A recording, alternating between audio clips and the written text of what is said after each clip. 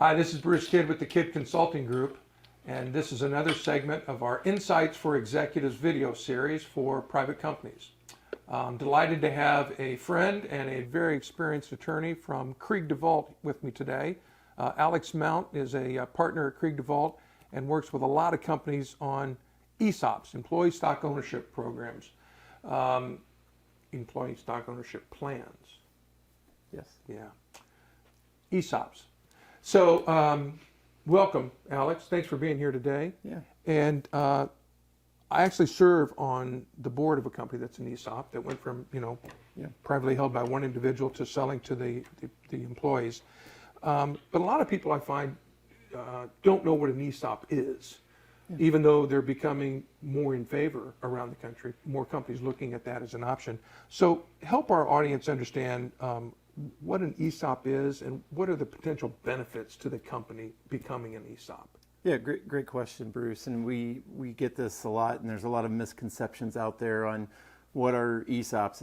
An ESOP is it's a type of potential buyer for your company that happens to be a retirement plan, just like a 401k plan. So as business owners are looking to transition their businesses, they could sell to private equity, they could sell to a strategic buyer, they could pass it along to family, management could buy it, they could look at some kind of recapitalization, or they could look at an ESOP. It's another alternative as a way to have succession planning for your business.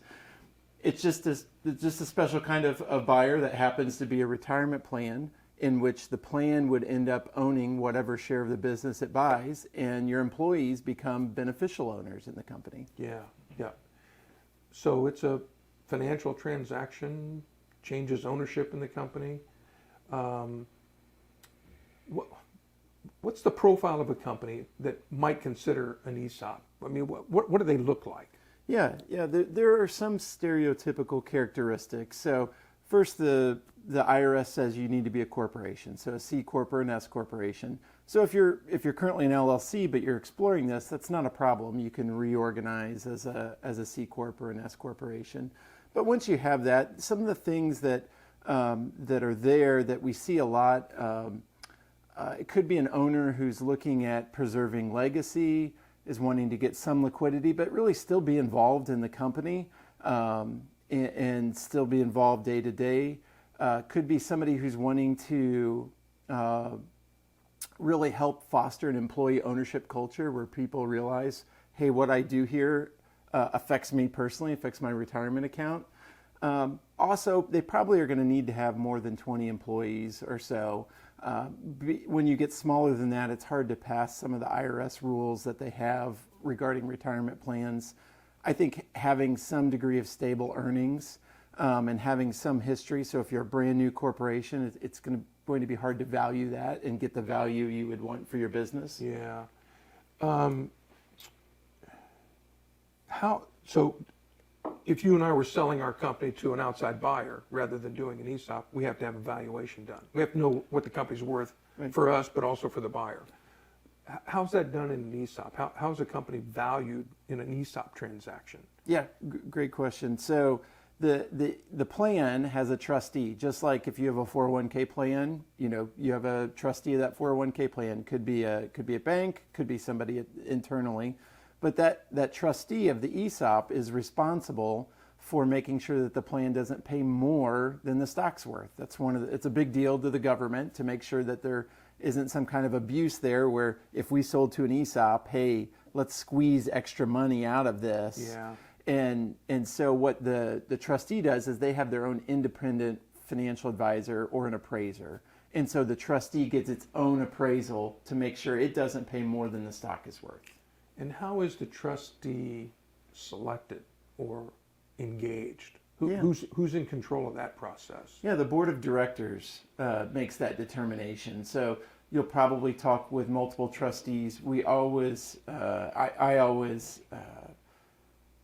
really require, for my own benefit, that they get an independent party. There's too many potential conflicts of interest. And so you have institutions and individuals who have an expertise in serving in that function.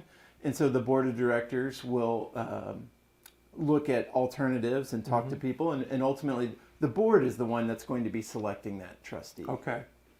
But ultimately, the trustee's role, if I understand correctly, is to kind of represent the employees, the owners, the new owners. Yeah, they have a duty to act in the interest of participants. That is their sole job, is to act in the interest of participants. Yeah. And so they're looking out for them. Okay. So we find a trustee, we've got an owner that's willing to sell, if you will, the company to his employees. How are those transactions financed? How does where's the money come from? Yeah, good question. Yeah, because if you're looking at some kind of strategic buyer or a financial buyer, they may be putting 100% of the cash on the table. Right. Maybe not. There could be some earn out component, but Yeah. a huge chunk of it you're going to be getting cash. Yeah. And in ESOP, because it's really a leveraged buyout type transaction, there's going to be a seller, or can be a component of senior financing, where the company goes and borrows money from the bank, Okay. Yep. and that goes to the seller. Yep. There's also, if the seller is selling a larger block, it depends on how much they sell, and if you're selling to an ESOP, you can sell as much or as little as you want to it. You don't have to sell everything. But if it's a larger transaction, they're probably going to be having some seller financing in place. So they're going to have a seller note. Yeah. They may have warrants on the seller note. But they're going to continue to have some skin in the game during that period. Okay. So we started conversation some of the benefits, if you will, of an ESOP for employees. From your experience, have you seen? I mean, it's a different culture. I mean, you've got employees who were working for a company but didn't have any ownership. They might have had a retirement plan of some kind, but they weren't owners. Now they're owners, and that changes the culture of the company and the dynamics of my motivation as an employee. Have you seen some of your clients see a boost in, I don't know, productivity, efficiency, morale of employee-owned companies?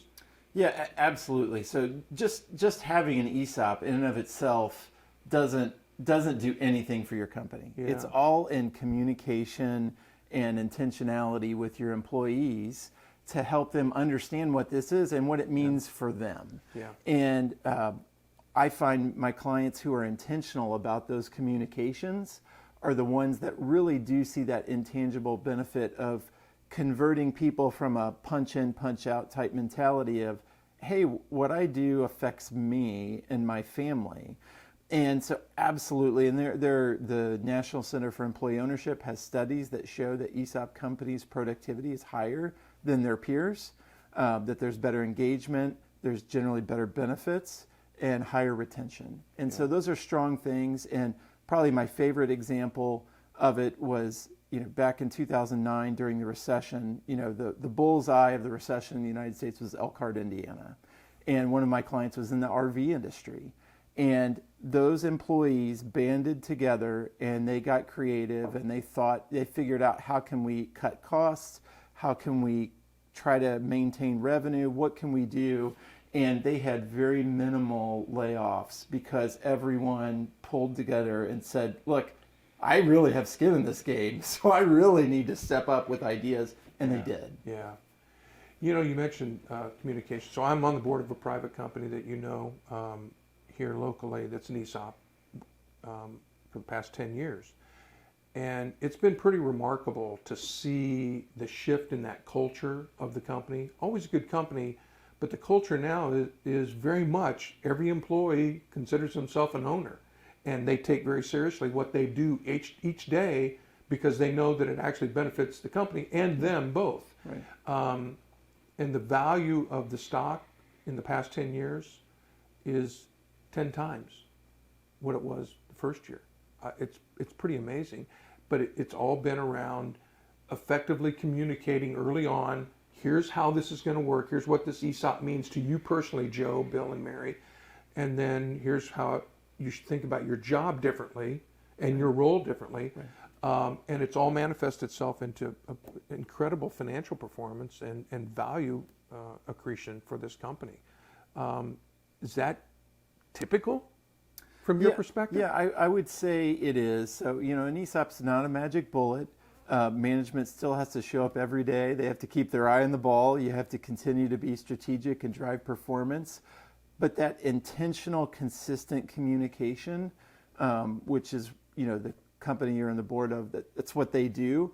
That is really where you get the additional benefit, where people connect and it builds, and you get history. And so when you have new people coming in, well, what's an ESOP? You've got enough people who have gotten statements for years and they've seen the growth in the stock value, and they say, this thing works, trust it, and here's why you need to, really keep your eye on the ball and doing your job, and because it really, hey, this is the difference it made to me. And so, and we've had a number of companies that have ultimately sold that were ESOPs, predominantly blue-collar workforce with 7-figure account balances. That's the kind of wealth transfer that you can't have in any other retirement plan for your employees. It's just not possible because of IRS limits. And so that's the type of thing that can happen where you really generationally can impact your employees' lives. Kids going to college who never did. Again, all of this seems warm and fuzzy, but it is true. It does happen, and we see it happen pretty frequently. If managed well, it can have those benefits. So last thing, someone out there watching us today is a business owner and thinking about, do I want to sell to a financial or strategic buyer? Do I want to transition this to my kids? Do I want to think about an ESOP? Because I would love to sort of give the company to my employees who've been here for 20 years and done a great job. What should they be thinking about fundamentally as they think about ESOPs as a potential alternative? How do they get the information they need to think of that as a consideration? Yeah, I mean, you're going to be laying out your objectives. What are you wanting to try to accomplish in your next phase of life, whatever that is? And you're going to be thinking about cash flow and retirement planning. And do you want to just completely check out and get your money and retire to Arizona or Florida? And that's great if that's what you want. If that's what you're wanting, an ESOP may not be able to be the tool that will get you to where you need to be because of the financing. If that's not necessarily where you are, or you're in a transitionary period and you want to continue to have some involvement, not have somebody else come in and tell you what to do, then I think it's worth at least exploring to figure out, can an ESOP provide you with the additional information that you want? At a high level, there's, the National Center for Employee Ownership has a lot of resources on its website where you can go, short articles where you can read. The ESOP Association also has information. And then there's, service providers locally here that can help out as well. Well, not to speak for you, but I know for a fact that you sit down with a lot of business owners just to talk through the issue. Just give them free advice. I mean, I've been there with you when you've done that. So, guys like you are a really valuable resource for these business owners as they contemplate that option. And it's education. I mean, they're smart women and men, and they know what they're trying to accomplish. And I will say it does seem like there's a lack of education on ESOPs, because I think it's just a general lack of understanding. I agree. And so you're right. Education is a lot of what I do and other practitioners do, and 1 out of every 10 meetings may ultimately result in an ESOP, and that's fine. Well, you could end up with a lot of free lunches and share some expertise with people. Well, thanks for being with us today, Alex. Thanks, Bruce. I appreciate it. Good to see you, and thanks for your time. We will be back with another installment of Insights for Executives very soon. Thank you.